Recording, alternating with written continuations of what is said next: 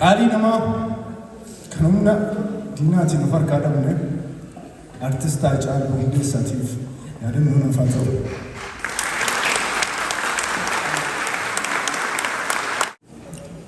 Abdii dhaloota boruu dammaqoo saba koo jecha kamiinan ibsa isiniif jaalala koo. Warra garaa keessatti hin qabne garaa lamaa warra yoo bishaan jedhan aannan hiitatu namaa. Warra nama jaallannaan of hin ilaallanne warra dhiiqii arginaan lubbuu isaan jaallanne. Qaccee kafana koo Oromoota Jarmanii hedduu isinitti gammadeera'anii. Hayyoo gubbaa kobbee xiiqiin dambali'aa kannaaf gaara guddaa sodaa malee saaqee seenaa dhugaa jiru qabdee lafa naqxe. Mijuu hin kuufamne galaa bordhalootaa dhangaa gumbii guutuu nuuf galaaste waata.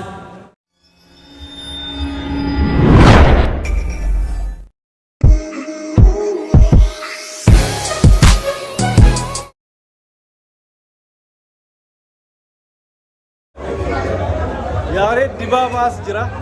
Maaliif asitti argamte? Kitaaba artistii Oromoo walaloo bareedu kan barreessu Shaggafa Diyyaa kitaaba isaatii eebbifamu. Kanaaf akkas wal arginee Oromoonni baay'inaan asirratti wajjin hojjetu. Yaare dibaabaa nama biyya kanatti artistii pirofeeshinaala, gaazexeessaadha. Akkasumas modereetara. Biyya kanatti nama nuti hin qabna jennu nama guddaa nama Oromoo gurguddaadha. Yaare iddoo Oromoo hundaa hin dhabamne ulfaatu bagana tokko barbaada. Kanarraa ammallee Oraazii Show subscribe godhaa jedhama. YouTube Oraazii Show subscribe. Oraazii Show. Oraazii Show. Subscribe. Rabbiin qaccee dheeraa nuuf laate laatiin nurraan fudhatini. Warra nagaa jaalalaa qabu ilaalcha addaa warra uumaan tolche warra qe'ee guddaa warra uumama maraaf qabu duudhaaf aadaa bu'uura dimokiraasii warra sirna gadaa warra gaafa wal bira dhaabbatu kan rakkoo fi bal'oo wajjiniin qooddatu tulluu qaxxaamuree kan waliif birmatu. Abdii dhaloota boruu dammaqoo saba koo jecha kamiinan ibsa isiniif jaalala koo. Warra garaa keessatti hin qabne garaa lamaa warra yoo bishaan jedhan aannan hiitatu namaa. Warra nama jaallannaan of hin ilaallanne warra dhiiqii arginaan lubbuu isaan jaallanne. Qaccee kafana koo Oromoota Jarmanii hedduu isinitti gammadeera'anii.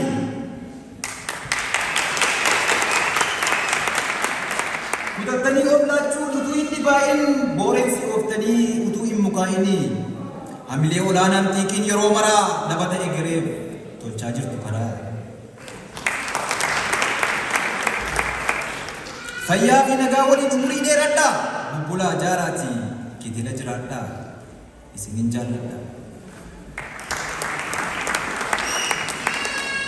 Uumamni tollaan uumaanis namaaf tola garuu uumamni uumaatti dugda gallaan obolaa dhibamaa utuu eeganii fayyaan du'ee bula. Cilee galaana buute kan argan eessaati harreen duutee bulte kan abbaa harree miti kan waraabessaati. Egaa imala daandii dheeraa baatee fiigu kaayyoo jaarraadhaaf kan jiraatu kan hin qabne laayyoo qabiyyee dachaa kumaatamuu danuu gudunfaan jalqabaa tarkaanfiin itti aanu. Akka ajaa'ibaatti mijuun tolee firaa har'a dhangaa guddaatu gidduu keenya jira.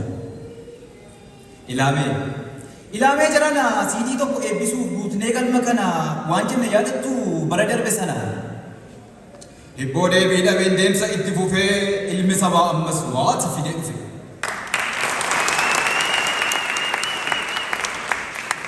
Eebbichi lafa hin buune haphee ta'ee qabatee kunoo hibboo deebii dhaberraa waati ni dhalate. Ilaamee jedhama utuma dubbannu tokko lama jennee nagaaf sin daganne abbootiin keenya akkanaan yeroo yaa'ee wal argu nagaa utuma hin gaafatin dhimma biraatti hin darbu. Jaalala keessa isaa waliif ibsuu fedhee nagaa wal gaafata nu akkas jedhee. Ijoolleewwan kan kee akkam jajjabaatu wal argaanuu dhibee foqqabbaa ishee nyaatu.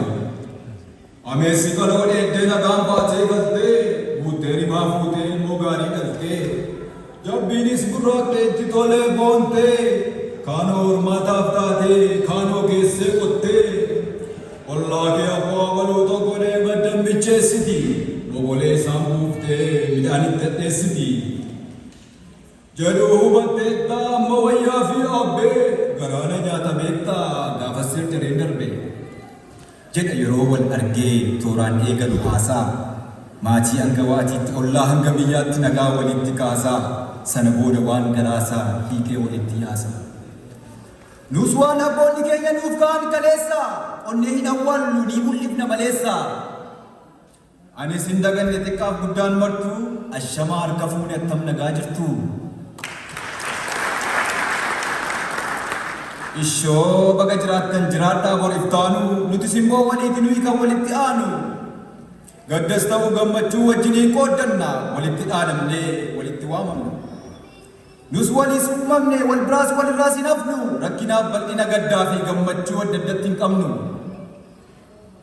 utuu akka fakkeenyaatti michii wayii si dha'e sittuutti tolee gammaddee hin bultu ta'e iddoo keenya dhukkuba ani sirrafuu danda'e utuu iji kee lamaan imimmaan roobsaa jiru ani immoo ilkaan yaasee kolfuu hin danda'u yaa turu yeroo yaadni isin jeequ anas yaadatu jeeqa karaa ati qaxxaamurte foonii fuudhee tan beeka wanti isin gaddisiisu anas na gaddisiisa wanti isin gammachiisu anas na gammachiisa yeroo isin kuftanii cabdan anas qarxamiin caba kanaafan isin jaalladhee akkan isiniif ta'uu dhaba kanaaf lammiin kan koo akkas na marartu isinitti hin bu'in hamaan kan addana jirtan martu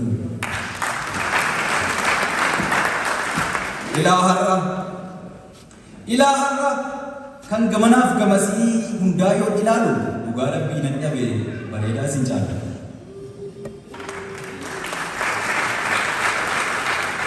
simboon sabboonummaa isinirraa hanga'a fooliin oromummaa isinirraa ugga'a harki walitti reebamu asiif achii taata'ee hoomaan manaa guungumuu tooraan wal qixxaatee mijuu kukkuulame mi'aawu akka dammaa dhangaa gadaadha cabse gaafan argu jamaa waltajjii kakawwisu aartiidhaan dangi'ee jarman miti oromiyaa waan hin jiru dhufse waltajjii kakawwisu aartiidhaan dangi'ee jarman miti oromiyaa waan hin jiru dhufse ilaa hoora sabboonummaa ittiin of madaaltan daawwitii boritaanuu keessattuu filaaltan angaadiin qabuutuu aartiidhaan kuulame gombisaa afoolaa barootaaf kuufame of keessatti hammata dilbiin kitaaba waataa egaa maarree isinis tulluu qaxxaamurtanii kan kooti jechuudhaaf ebbaaf erga dhuftanii seenaa fi yaadannoo namaaf ta'a obbolaa hundinuu kitaaba tokko tokko bitadhaatii galaa maalummaa waltumsuu bilcheessee hubatee kitaaba tokko tokko hundinuu yoo bite yeroo walitti dhufu guddaa ta'uu bala kun immoo barreessaadhaa fi hamilee dabala ogbarruu keessatti eenyummaan argama kanaaf jajjabaannee jabeessuun dirqama galatooma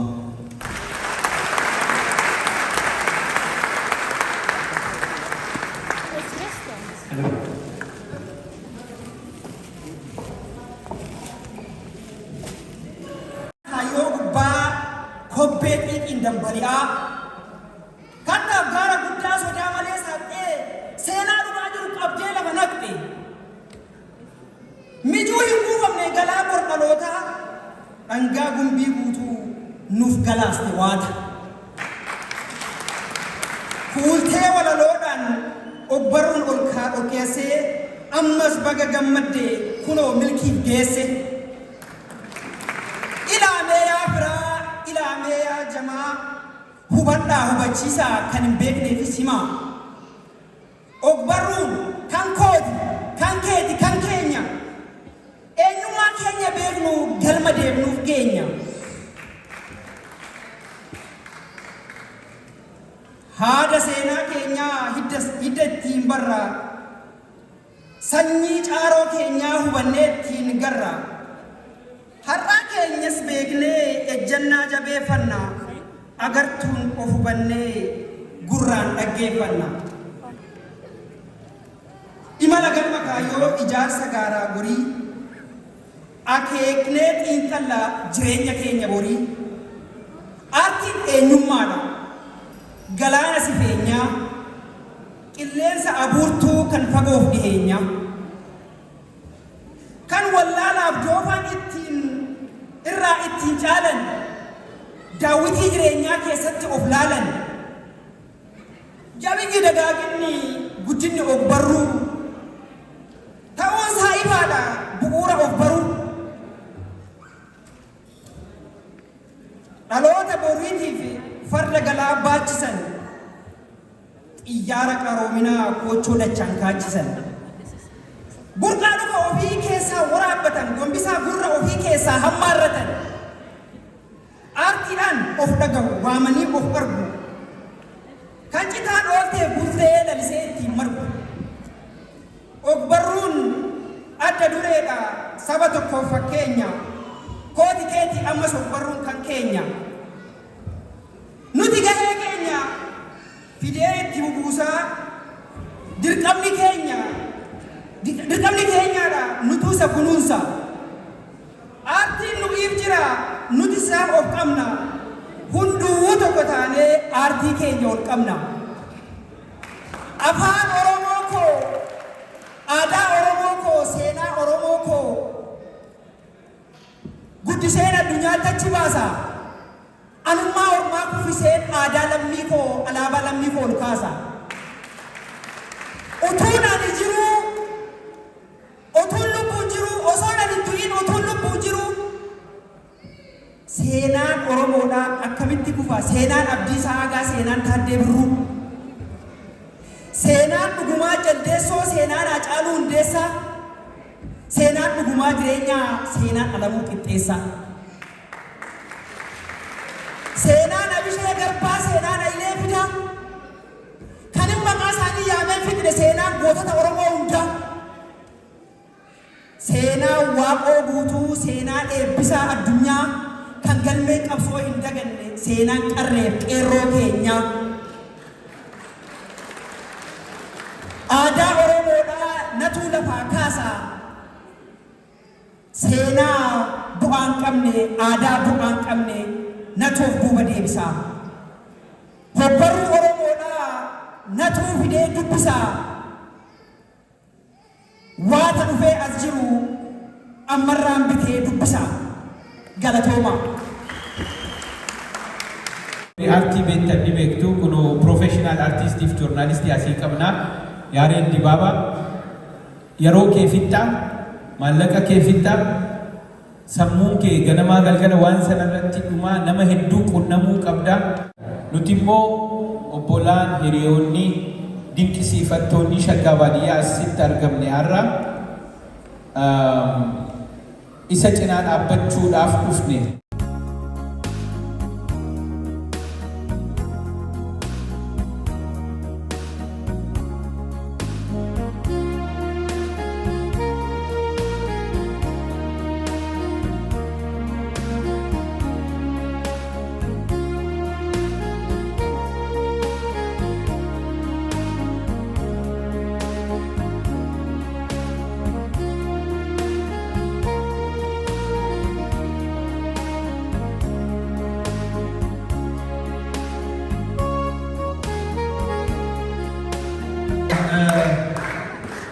Keessummoota kabajaa koo kitaaba waataa jedhu kana eebbisuudha kan eebbisanii hundumaa galatoomfachuun barbaadu. Miyaaltu kamilee naa kennaafi.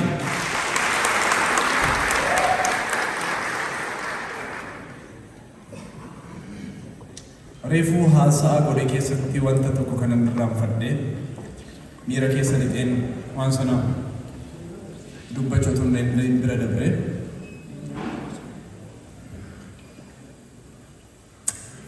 Yaadannoon kitaaba kanaa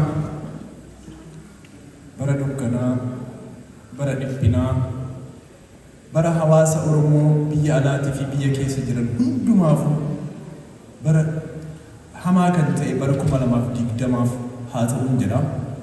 Itti aansuudhaan qaalii namaa kan humna diinaatiin of harkaa dhabne artist Haacaaluu Hundeessaatiif yaadannoon afaan ta'u.